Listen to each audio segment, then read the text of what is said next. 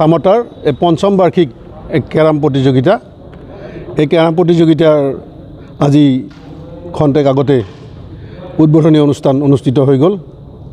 ইতিমধ্যে এই প্ৰতিযোগিতাখনত অসমৰ বিভিন্ন ঠাইৰ ৬০ গৰাকীতকৈও অধিক খেলুৱৈয়ে যোগদান নিশ্চিত কৰিছে। আজি গোটেই ৰাতি খেল চলিব, কাইলৈ এই প্ৰতিযোগিতাৰ খেল চলিব। দুদিনীয়াকৈ অনুষ্ঠিত কৰিবলৈ লোৱা এই লাক্সাৰী ক্লাবৰ এই পঞ্চম বাৰ্ষিক দ্বিবাৰ্ষিক যিখন কেৰাম প্ৰতিযোগিতা, এই প্ৰতিযোগিতাখনে অসমৰ ক্ৰীড়া ক্ষেত্ৰখনত এটা বিশেষ প্ৰভাৱ পেলোৱাটো আমাৰ পৰিলক্ষিত হৈছে আৰু এই প্ৰতিযোগিতাখনে চামতালৈ এটা গৌৰৱ কঢ়িয়াই আনিছে। লাক্সাৰী ক্লাবটো চামতাৰ এটা বৃহৎ অনুষ্ঠান।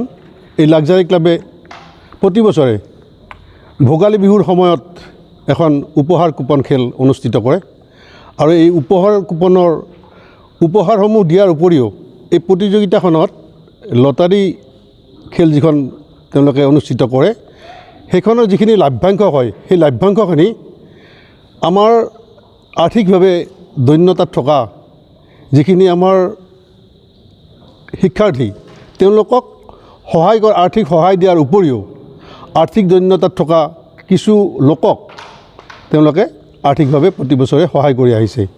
এইটো এটা সমাজলৈ আগবঢ়াই তেওঁলোকৰ মহৎ কাম।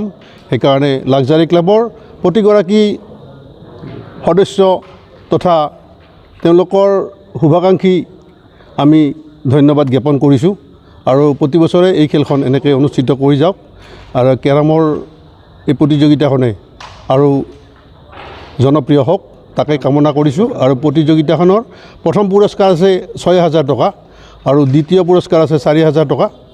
আমি প্ৰতিগৰাকী আৰু তাৰ লগত আছে একোটাকৈ ট্ৰফি আমি আৰু তৃতীয় পুৰস্কাৰ যিটো হ'ব সেইটো ২,০০০ টকা আৰু ট্ৰফি দিয়া হ'ব তৃতীয় পুৰস্কাৰক। ইতিমধ্যে খেল আৰম্ভ হৈছে। আমি এই প্ৰতিযোগিতাখনৰ উত্তৰোত্তৰ কামনা কৰিছোঁ আৰু অনাগত দিনত এই প্ৰতিযোগিতাখনে আমাৰ এই চামতাৰ যিটো সুনাম সেই সুনামটো কঢ়িয়াই আনিছে আৰু অনাগত দিনতো কঢ়িয়াই থাকক তাকেই কামনা কৰিছোঁ। ধন্যবাদ। ক্লাব চামতাৰ তৰফৰ পৰা আটাইকে ধন্যবাদ জনাইছোঁ। আমি এনেকুৱা ধৰণৰ এটা কথা চিন্তা কৰিছোঁ কি ফুটবলেই হওক বা ভলীবলেই হওক এইবিলাক ক্ষেত্ৰত আমাৰ এই গ্ৰাম্যাঞ্চলৰ ল'ৰা ছোৱালীৰ প্ৰতিভাবিকাশৰ ক্ষেত্ৰত আমাৰ ইয়াতে অসমৰ আগশাৰীৰ ক্ৰীড়া অনুষ্ঠান আছে চামতা আঞ্চলিক ক্ৰীড়া সংঘ। সেই সংঘৰ জৰিয়তে এই বিভিন্ন ধৰণৰ খেলাবোৰৰ মানে প্ৰতিভা বিকাশৰ এটা মানে সুযোগ পায়।